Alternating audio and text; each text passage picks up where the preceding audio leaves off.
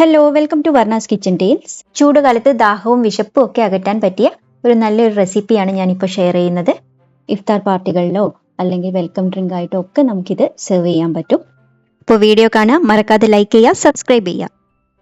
ഇതിലേക്കായിട്ട് 1 teaspoon കസ്കസ് ഇവിടെ നമ്മൾ വെള്ളത്തിൽ കുതിർത്ത് വെക്കുന്നുണ്ട്. ഒരു പാത്രത്തിലേക്ക് 1 കപ്പ് പാൽ ഒഴിച്ചു കൊടുക്കുക. ഇതൊന്ന് നന്നായിട്ട് തിളപ്പിച്ചെടുക്കുക. ഈ സമയം കൊണ്ട് ഞാനിവിടെ കസ്റ്റാർഡ് പൗഡർ എടുത്ത് വെച്ചിട്ടുണ്ട്. 2 ടേബിൾ സ്പൂൺ നമുക്ക് ഇഷ്ടമുള്ള ഫ്ലേവറിലുള്ള കസ്റ്റാർഡ് പൗഡർ എടുക്കാം. പാട വരാതിരിക്കാൻ വേണ്ടിയിട്ട് ഈ പാലൊന്ന് ഇടയ്ക്കിടയ്ക്ക് ഇളക്കി കൊടുക്കണം. ഇപ്പോൾ പാല് നന്നായിട്ട് ചൂടായിട്ട് വന്നിട്ടുണ്ട്. ഇതിൽ നിന്ന് കുറച്ചെടുത്തിട്ട് നമ്മുടെ കസ്റ്റാർഡ് പൗഡർ ഒന്ന് അതിൽ തരികളില്ലാണ്ട് യോജിപ്പിച്ചെടുക്കുക.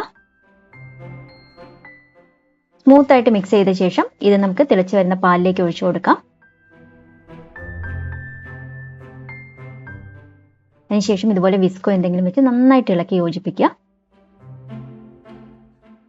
കസ്റ്റാർഡ് പൗഡർ ഇട്ട് കഴിഞ്ഞാൽ നന്നായിട്ട് ഇടവിടാതെ ഇളക്കിക്കൊണ്ടിരിക്കുക, ഇല്ലെങ്കിൽ അത് അടിയിൽ പിടിക്കും.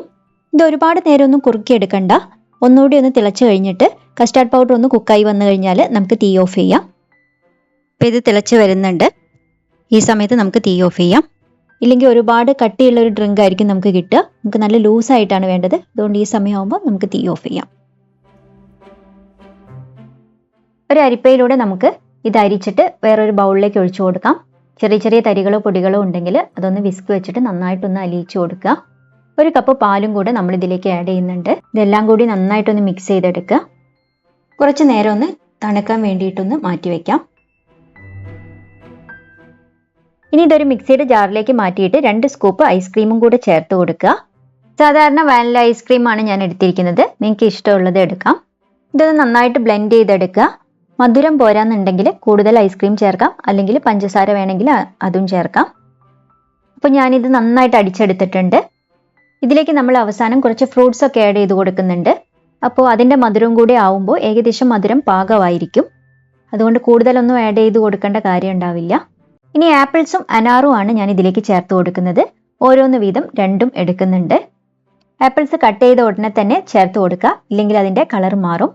ഇനി നമ്മൾ നേരത്തെ സോക്ക് ചെയ്ത് വെച്ച കസ്കസും കൂടി ഇതിലേക്ക് ആഡ് ചെയ്ത് കൊടുക്കുക. ഈ രീതിയിൽ നല്ല ലൂസായിട്ടുള്ള ഒരു ഡ്രിങ്കാണ് നമുക്ക് വേണ്ടത്. അതുകൊണ്ടാണ് കസ്റ്റാർഡ് പൗഡർ ഒരുപാട് നേരം ഇട്ട് കുറുക്കിയെടുക്കരുത് എന്ന് പറഞ്ഞത്. ഇത്രയും സാധനങ്ങൾ മിക്സ് ചെയ്ത് കഴിഞ്ഞാൽ നമുക്കിതൊരു 2 മണിക്കൂർ നേരം തണുപ്പിക്കാൻ വേണ്ടിയിട്ട് മാറ്റി വയ്ക്കാം. ഇനി ഇതിലേക്ക് 5-6 നട്ട്സും ആൽമണ്ട്സും ഒക്കെ കട്ട് ചെയ്തിട്ട് ഇട്ട് കൊടുക്കുന്നുണ്ട്. 2ഉം റോസ്റ്റ് ചെയ്തെടുത്തതാണ്. ഇത് ഫ്രിഡ്ജിൽ വെക്കുന്നതിൻ്റെ മുന്നേ ചെയ്താലും കുഴപ്പമില്ല, അല്ലെങ്കിൽ സെർവ് ചെയ്യുന്ന സമയത്ത് ഇട്ട് കൊടുക്കുക. ചൂടുകാലത്തൊക്കെ കഴിക്കാൻ പറ്റിയ ഒരു അടിപൊളി റെസിപ്പിയാണ്. മറക്കാതെ എല്ലാവരും ട്രൈ ചെയ്യുക. വീഡിയോ ഇഷ്ടമായെങ്കിൽ ലൈക്ക് ചെയ്യണം. അതുപോലെ തന്നെ ഞങ്ങളുടെ ചാനൽ സബ്സ്ക്രൈബ് ചെയ്തില്ലെങ്കിൽ മറക്കാതെ ഒന്ന് സബ്സ്ക്രൈബ് ചെയ്യുക. തൊട്ടടുത്തുള്ള ബെല്ലൈക്കൺ അമർത്തി അതിൽ ഓൾ എന്ന ഓപ്ഷനും കൂടി എനേബിൾ ചെയ്ത് വയ്ക്കുക. അപ്പോൾ ഞങ്ങളുടെ അടുത്ത വീഡിയോയുടെ നോട്ടിഫിക്കേഷൻസ് നിങ്ങൾക്ക് ലഭിക്കുന്നതായിരിക്കും. ബൈ.